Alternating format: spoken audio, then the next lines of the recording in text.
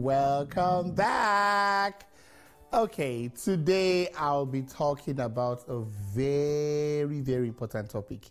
Yes, it's called monster in-laws.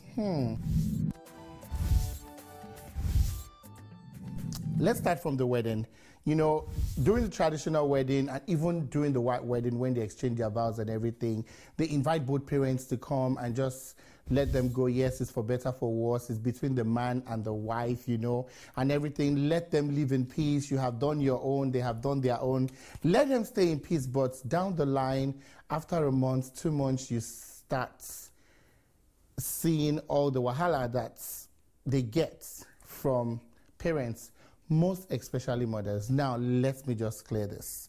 This is not about me because I have a fantastic mother-in-law. And of course, my mom is a fantastic mother-in-law to all her son and daughter-in-laws anyway. So this is actually not about me now because I'm in this industry. I have seen so many things. That's why I think we need to talk about it. Most especially when it comes to the aspect of conception. Yes, conception. Pregnancy, you know, like you see my stomach right here. Exactly. Yes, conception. Well, I'm not pregnant, but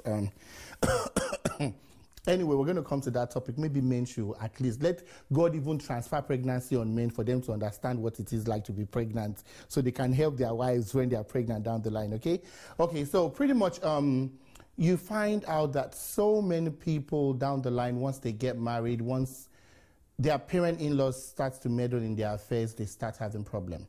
Most especially when it comes to conception, you know, and I don't know why that should be the case, because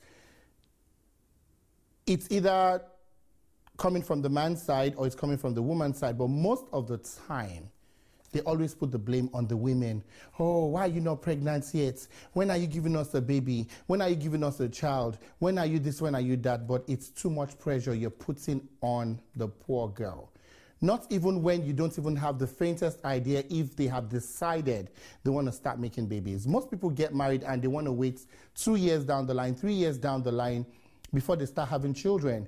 You know, you don't know what arrangement they both have, but immediately you want them to just start producing babies. It's not everybody that is like me. Our own, we got married, yes. Distance kept us apart for about 9 months. When my wife came, God helped us, He blessed us, and, you know, everything just gelled. You know, and all the vacations we ought to have taken, all the trips we ought to have taken as a couple, we could not do that. You know, we started having kids, but I mean, thank God it's a blessing along the line, you know, and sincerely, we do not regret it in any way. But mothers most especially need to chill, because you're putting too much pressure on these children and it is affecting their marriage. It sincerely is affecting their marriage. Now, let's turn the table around. What if it's your daughter that is not pregnant for her husband? How would you feel if her mother-in-law starts to pressure your daughter? You know, and it starts just like play. You understand what I'm saying? And it starts to cause all sorts of rifts and problems and wahala down the line, and it affects the marriage. Now, when there is love in a marriage, I think there is basic understanding. Now, we're even talking about conception. You find some people, they have two issues, 2 girls, and they're still pressuring them. Oh, we want a male child, we want a male child. Is it not what your son puts in there that they are bringing forth to life? Abi, how else do you want us to explain this? Is it the woman that makes the boy, or is it the man that donates the sperm that makes the boy?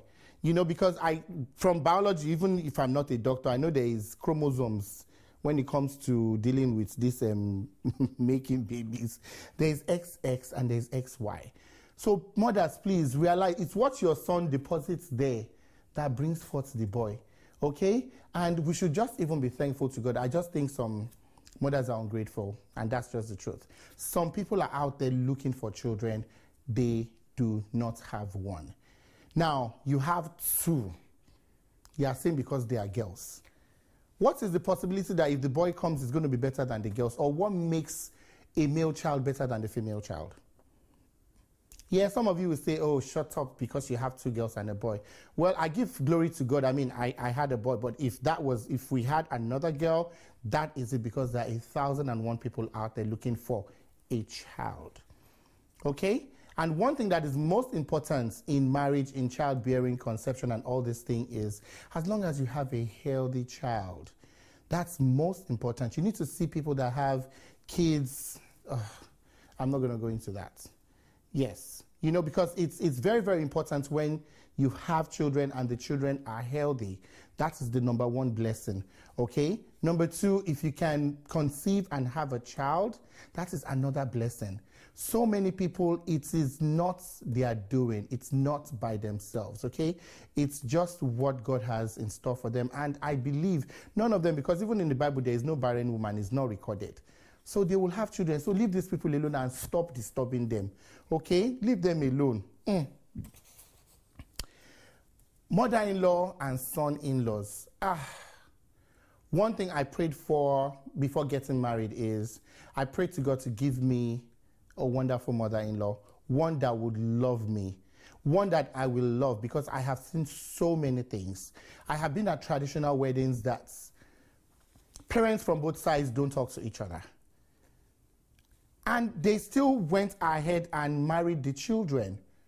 You understand what I'm saying? I have been at weddings that the mother and this one other mother, I mean, so many things. I have seen it all. I just can't be saying too much. But one thing I can just say is, whatever the difference is, okay, parents should learn to love their child's spouse, regardless. Because if you love your child's spouse, that means you love your own child, and you love your child dearly. That's just one thing I'm just going to say about that. Okay? Now, for those parents that are meddling into people's affairs, I have seen marriages that broke, as in seriously. Because this one's mother feels your wife is not supposed to talk to you like that. How do you know how they live in their house? You don't know how they live in their homes. And by the way, this is America. Okay? That doesn't mean we should not take chances. I could remember there was a time something happened, and just to pick the name of the child, you understand what I'm saying, became a serious issue that marriage fell apart. Because the mother is insisting, is the name I picked that you have to be calling the child and everything. Those are irrelevant. Those are little things that we really don't need to bring into marriage these days. You understand what I'm saying? One other thing I'm going to quickly talk about is picking sides when issues arise. Personally, I have had issues like that, and my mom had to be invited, my mother-in-law had to, actually they were in our house and everything. One thing I know that really helped us then is, neither did my mother-in-law pick sides with her daughter, neither did my mom pick sides with her daughter, with me. They just laid the issue on the table and we squashed it. And if parents can try their best possible, yes, I know this is your child, but at the end of the day, you guys are going to come, you're going to talk about these things, you're going to say whatever you want to say, you're going to cause the damage you want to cause, and you're going to go. It's going to be the man and the wife living back at home. Okay, so parents, please try your best possible, if at all they invite you to come and meddle in their affairs, if at all. Never pick sides with your kids, okay? And with this, I'm just going to say, if at the end of the day you decide to come into your son's marriage or your daughter's marriage and you cause trouble, at the end of the day, just remember God is watching you in 3D, okay? One thing you can just do for yourself, for your kids, for your family, for yourself, is make your children happy and let them live a happy married life. Once again, this is Misha Gungele, and I look forward to seeing you on the next topic.